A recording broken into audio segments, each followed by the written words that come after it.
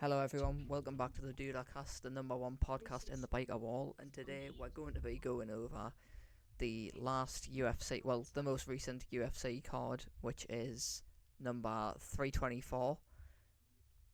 So we're just going over the main card because I can't lie, I did not watch the prelims, but Couldn't get the stream up in time. yeah, we're going to be going over the main card, I guess, our thoughts on the fight itself. What I'm probably going to do during this is put on the fight on YouTube. Obviously, I can't. Why is it not coming to my head? I can't show the fight, Can't show it. yeah, on the recording. Otherwise, we will get copyrighted. Which it doesn't. It would make sense if I was illegally streaming it, but when I'm just showing it off of YouTube, you'd think I'd be able to. But no. And Anywho, everyone's probably seen them by now and anyways. yeah. So first up, we've Fuck got YouTube. Arnold Allen versus Gene Silva, or Sean Silva. I don't know how you pronounce it. I'm going to Gene pull up. Silva. Sean Ball. I've just searched Oh, up this was the fight that he stood on his back and jumped off, isn't Yeah, it? it was the Mario jump, wasn't it? Yeah. He'd actually been practicing that during training as well, you know. Like, there was clips that came out afterwards of him actually practicing it on his fucking training partners and that. Fight highlights. I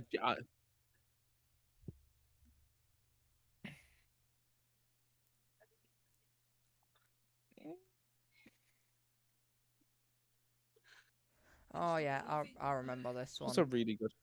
It was a decent fight, Yeah, but this was a in my really good fight. opinion, up until the third round, it was quite boring. Definitely in I suppose, this but most of the first round. in terms of activity, uh, round two was probably the most active round. Yeah, Uh, well, fucking Arnold Allen attempted 43 strikes and Gene Silva attempted 60. So that's more than any of the other rounds. Uh, in I've terms got of the the highlights on fights, right now. I've to point out I have got the stats up. So if I do seem like a proper neek, that's why. Uh, I'll let you show some of the highlights and I'll go into it. I can't show the highlights. Not without copyright Okay. strikes. In in terms of that first round, obviously it was very, very striking based. Both men stayed on the feet. I don't think there was a takedown, but that wasn't a takedown attempted in the first round. Yeah. Uh, Arnold Allen probably just about edged it, just off volume and ring control.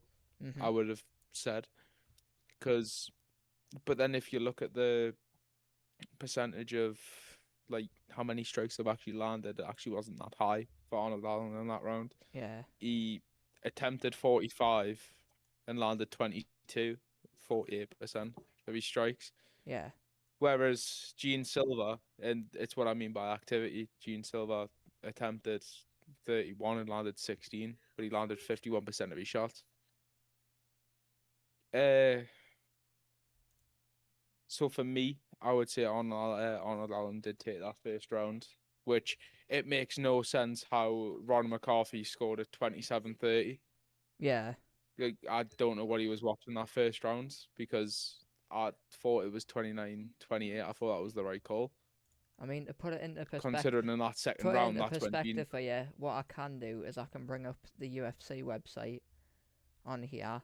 Obviously, you've got the full fight stats with total strikes, total takedowns, submission attempts. Rev? I wouldn't know what Rev means. Huh? Significant strikes and knockdowns. So, first round, as you said, um, fuck, I'm Very forgetting his volume name. based, very striking Yeah, based. Arnold Allen. Arnold Allen. Yeah. So every strike they both landed was a significant strike. I'm gonna guess what that means. I'm gonna guess that means significant strikes. Yeah. Uh, I just, I suppose in that case, but I mean, the probably say Arnold Allen just based off the striking alone. Yeah.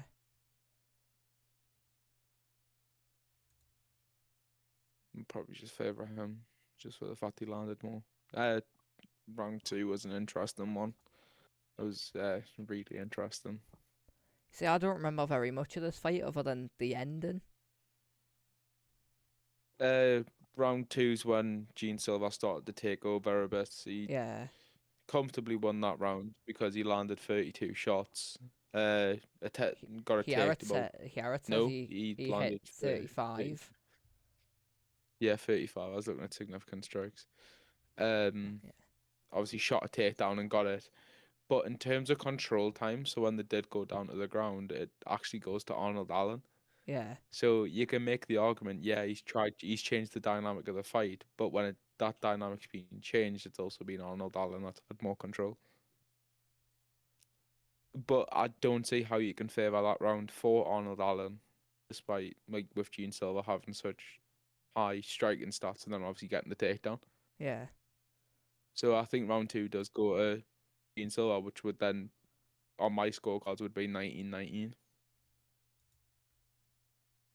And there's the third round, where obviously Third there round, was. I think I think everyone's seen the clip of him jumping on his back by Yeah. now. I think we're more than safe to put that in. Some Super Mario type of jump onto his back. I'll try and Same find it. kind of thing on the feet as well. Just add it in. Just add it in. Same kind of stats on the feet. Gene Silva started taking over, landed more significant strikes, there's the landed jump. more strikes. Landed 60% of his takedowns, attempted 5, but only landed 3. Once again, though, Arnold Allen was better on the ground. Yeah. And in the one thing I want to point out as well is that first round was very dominant in terms of leg kicks for Arnold Allen, which I've just Yeah. remembered. He was throwing the leg kicks, the calf kicks early, and it actually slowed down Gene Silva in that first round. That's why I think he came out the fences in the second and third and had to take him down. Yeah. If only Paddy done that. If only Paddy done that. I mean, as you can see by here, Gene Silva won by unanimous decision. Next fight, Natalia Silva and Rose Namajunas. I hope I'm not butchering that name. I can't lie, I did not watch this fight. I was more interested in Instagram Reels, to be quite frank.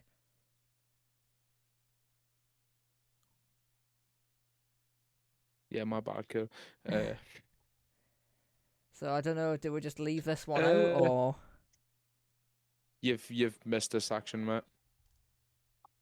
what section have I missed? What we thought was next for them. Ah, shit, What yeah. we thought the next fight would be. Well, I can't lie, I couldn't give a fuck who he next fights, because I will admit, I Gene just Silva's watch. always going to try and jump on their back, though, isn't he? Yeah, I just watch big fights. Like, I'm only asked about the big names. For me, obviously, I mean, they could be big names for all I know. But for me, I did not know who they were before that fight happened. So, I'm not exactly going to put an opinion in. A couple of interesting fights. A couple of interesting fights you could make for the pair of them, but at this point, I think Arnold Allen cemented himself as a fucking gatekeeper of the division now. Like, if you're good enough to beat Arnold Allen, you're good enough to be in the top half of the rankings. Yeah. If you're not good enough to beat him, then you're cursed to be below him. Gene Silva's obviously on a fucking title charge now, as you could well imagine. Yeah. In fairness, in terms of the featherweight division, there's not a lot of depth. I think Arnold Allen's next reasonable fight would be stepping down in the rankings and probably fighting either Brian Ortega or Josh Emmett. Josh Emmett's the one that Ilya put an absolute clinic on, the Yeah. bald lad that nearly killed Bryce Hall. In terms of Gene Silva, I think that the next well, Lerone Murphy's getting a title shot. That's already confirmed. Like, that's set in stone after Diego Lopez. Yeah. Which is undeserved. It's undeserved. he's picking any excuse to duck I can't pronounce his name, but the Russian Donny at featherweight. Mm-hmm. I'm not even going to attempt it. So I think for Gene Silva, I think the next reasonable fight is either Aljamain Sterling or Yaya Rodriguez. Fair enough. I'm gonna I'd love to see the Aljo fight. I'm gonna act as if I know who you're talking about. For the next one, the Well, like no, the women's fight. women's fight, yeah. Now this one, I locked in for this one. I wasn't very happy about it. Derek Lewis versus Waldo Cortez Acosta. Yeah. I'm just gonna call him Acosta, and Derek Lewis is the Black I mean, Beast. He once said that his better. balls were hot, and that his wife was next. Got his arse crack out. You see, I'm not going to really put in my opinions on the rounds, because when it comes to rounds, I'm not exactly sat there counting the fucking strikes and shit like that. I'm just looking out for takedowns, knockouts, that sort of shit. It was upsetting to see Derek Lewis It was lose really in the second round by TKO as well. You don't expect it. At least I didn't expect Derek Lewis to lose. As the man that's got the most amount of knockouts in UFC history, Yeah, you wouldn't expect him to get knocked out. And I'm very shocked that that wasn't his retirement fight, because he is kicking on a bit now. yeah. How old is he? Has to be kicking on. I wonder if there's a way I can check. He has to be like 40. Anyways, I'm gonna try and pull Hold up on, I'm on the proper UFC page. Don't care. Yeah, he's 40. He's literally 40. I'm just gonna try and find the TKO, because I would rather not get copyright striked. Obviously, can't watch the full fight, where I'm gonna guess I can watch a highlight. Well, that, and it's recorded off of someone's phone. The annoying thing about this fight for me, obviously, I don't know if it was annoying for you as well, as Derek Lewis wasn't using some of his best tools. Like, Yeah. Derek Lewis is best when he's in the clinch or when he's in close to someone, and he just landed nothing in the clinch. And I was just sat there at one point and I was like, what the fuck's he doing? Like, surely he should be trying to throw him off, because the lad he's fighting is a seasoned grappler. He's a really decent grappler, but he's also a really good striker as well. Yeah. And he was mixing it up really fucking well. I mean, Waldo was mixing it up really well. Every time I see his name, I think of where's Waldo. Yeah, same. But it was upsetting.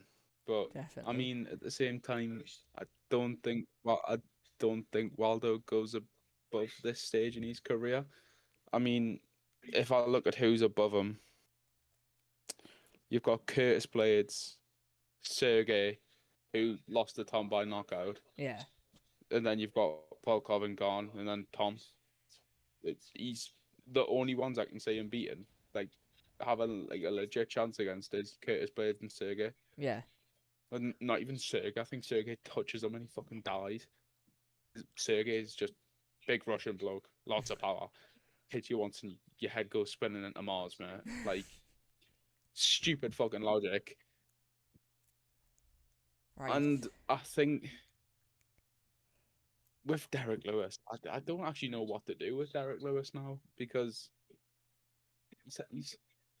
you'd think that was his last bout, but it wasn't. So they might actually end up giving him another contender.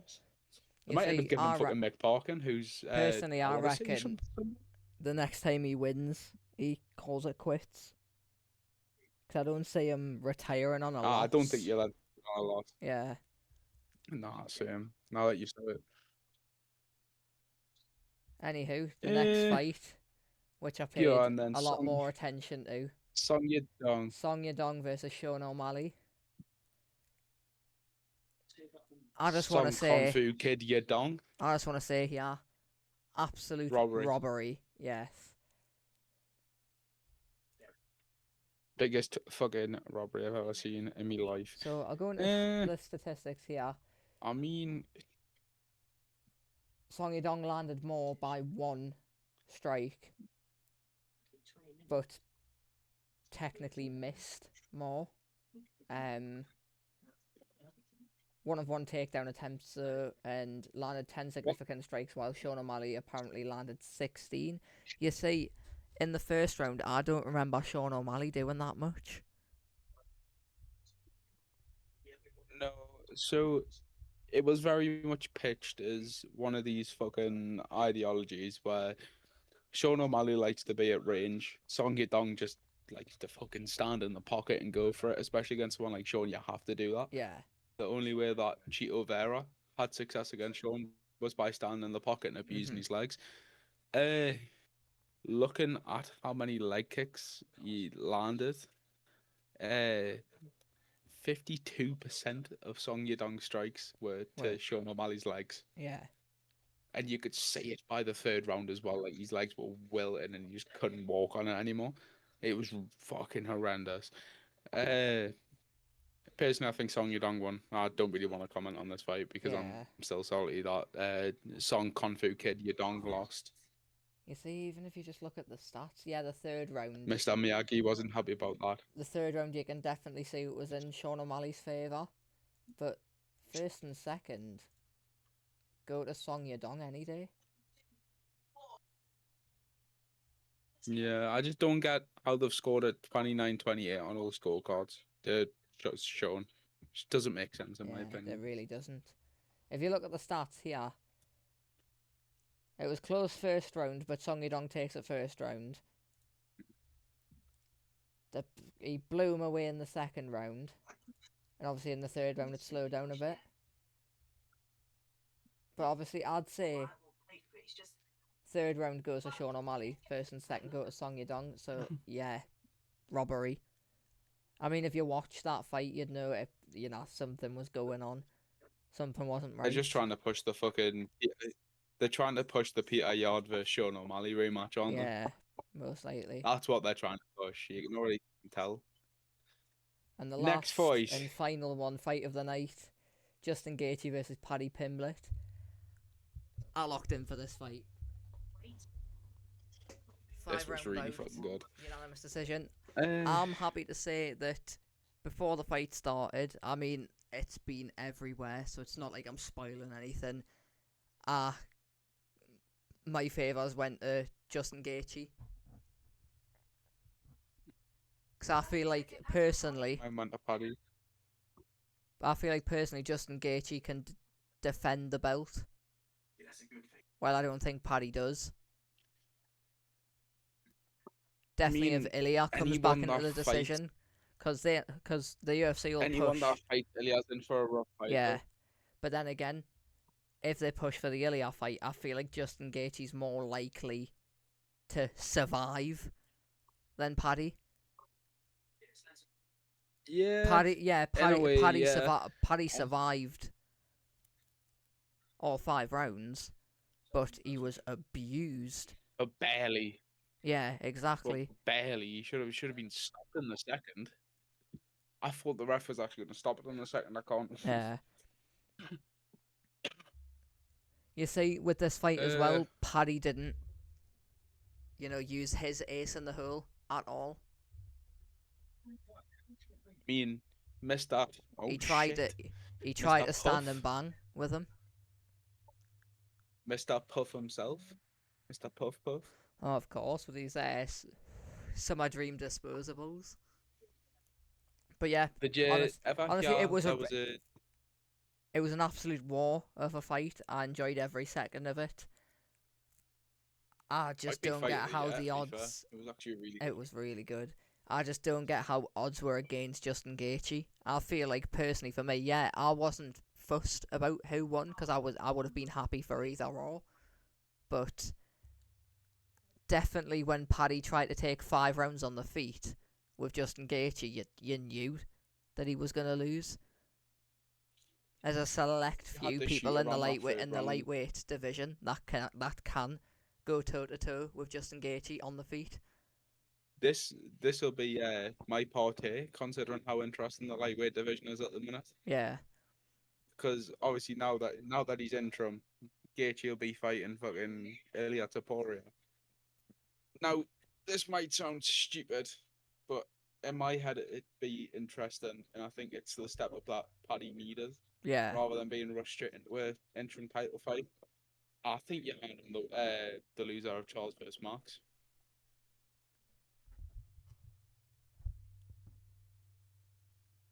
What you reckon, Paddy? Because But Armin's then again, that's mixed for me as well. Because I definitely don't see Paddy, if he takes the same route as he did with Justin Gaethje and just stays on the feet. I don't see Paddy surviving with Max Holloway. I don't see any lightweight surviving with Max Holloway, but Ilia. That tries And to stand on the two. with Charles, I feel like on the feet he might stand a chance, but on the floor he doesn't. This is where I said it's my party. There's been quite a lot of talk between Dan Hugar and Paddy recently. Oh yeah. Like basically just bickering back and forth. So I think that would be a hell of a fight as well. I think that would be quite a good step up. I think if we look at it, Paddy's beat Michael Chandler, Tony Ferguson, and Bobby King Green. Yeah. I think you need someone like Dan Huger, someone that is gonna push the pace on him and fucking make him nearly willed. Yeah. I feel like they threw Paddy into deep waters way too fast. He didn't deserve his title shot yet, but 100%. then the fans were pushing. 100%. Well, I'd say the fans were pushing because there was a lot of people that were against the whole fact that Paddy and Gaethje were fighting for the title. People were like, but there's gonna be people with different opinions. I personally feel like Gaethje did deserve a title shot. I just don't think Paddy was ready. I think any time you've spoke about the lightweight division in terms of who deserves a title shot, I think since I'd go as far as to say for the past 8-9 years, Gaethje's always been in that conversation. Yeah. Especially ever since the Khabib fight. Almost definitely. But I think it's a hard thing to call because Armin's wiped out most of the fucking division, but he's not active enough. Yeah. Dana's going to be, and he pulled out of his last title off against Islam. You see, yeah, fair enough. He was backup fighter between. With Arman, I feel like he'll get a title shot very soon. Because they'll want to push that fight out. And, I mean, at the same time, when he sat on a private jet scanning Popeyes. Yeah, what can you say? But if Dana turns around to them and says, "Oh, I mean, you're the most deserving person in the division for a title shot. Do you want your shot now? Take it or leave it."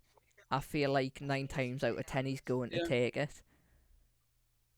The fans want it. I mean, if you look in the comments of the title fight, everyone's just asking after Armin. I have a feeling though that Ilya's gonna end up going up the welterweight to chase that money fight with Islam. Yeah.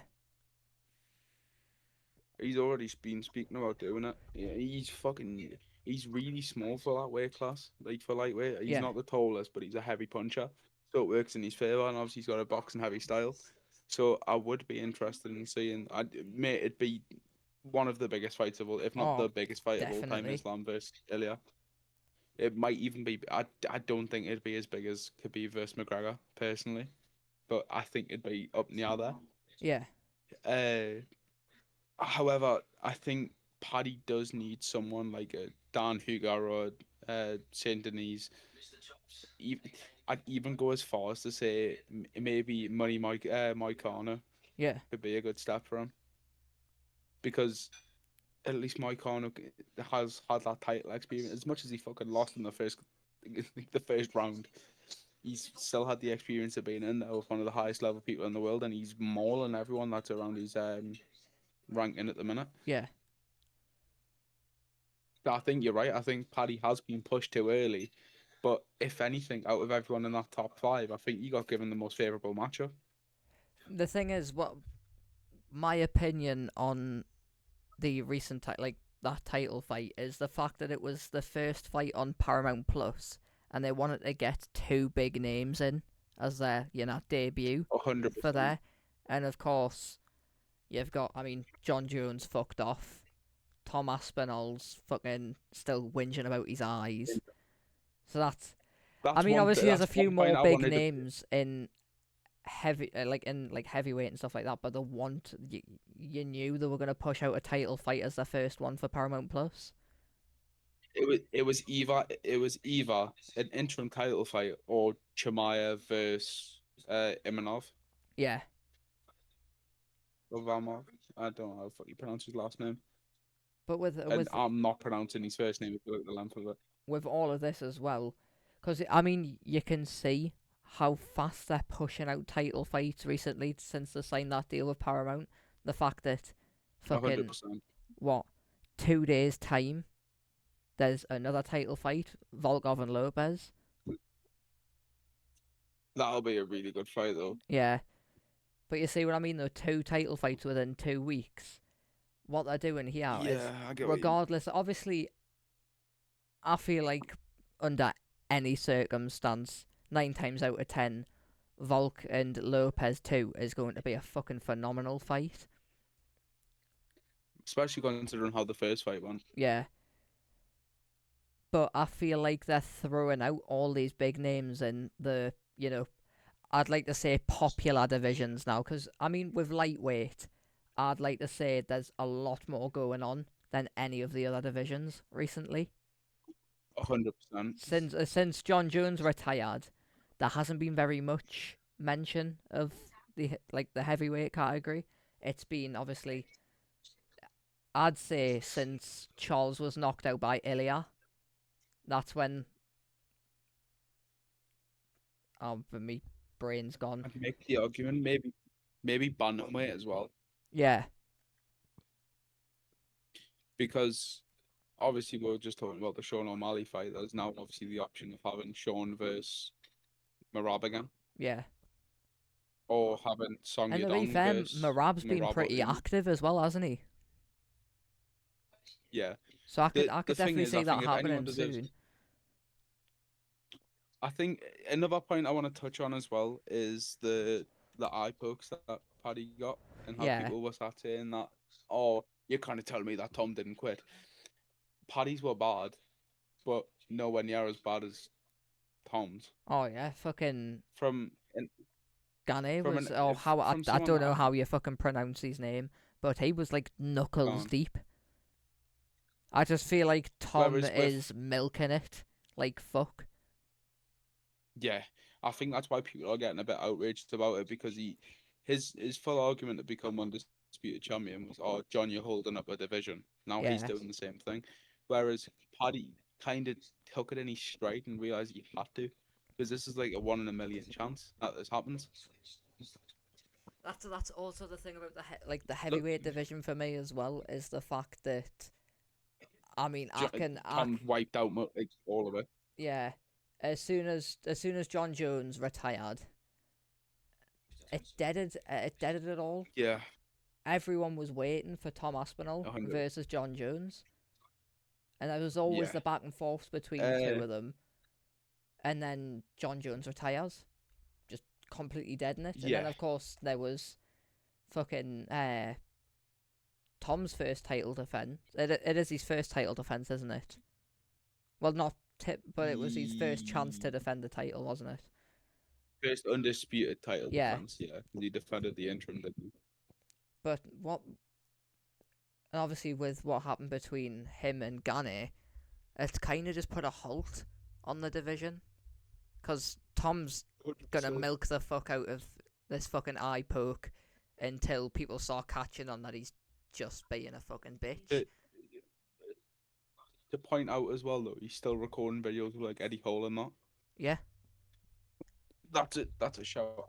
I'd love to see when his last upload was, because obviously he's got YouTube now, doesn't he? I can look, yeah. Oh wait. Because I swear it wasn't that long ago that he fucking posted. Tom Aspinall. Sam Aspinall. four Yeah, four beat days Seal ago. Well, technically 1 day ago, because he's posted a 4 members days ago. only. But 4 day, yeah, because he's got a members only video that was posted 1 day ago, and then he's got a free to watch one. Yeah. I And mean, yeah, I mean, if you even looked, if you yeah, he's look got though, his equipped fucking glasses now, but it doesn't look like his eyes giving him any grief. I swear he's.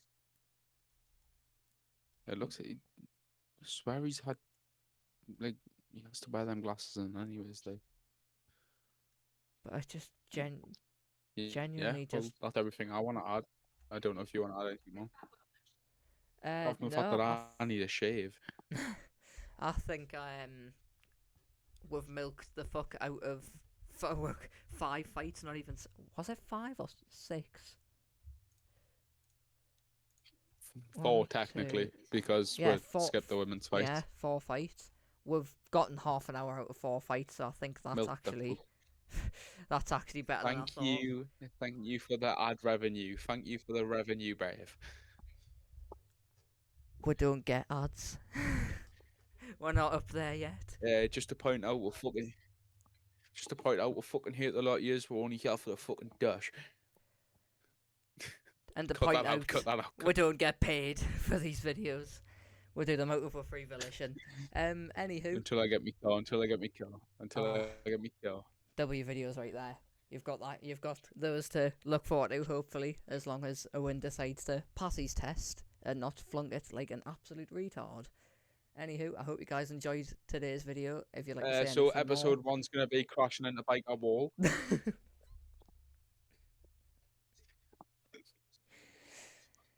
But yeah,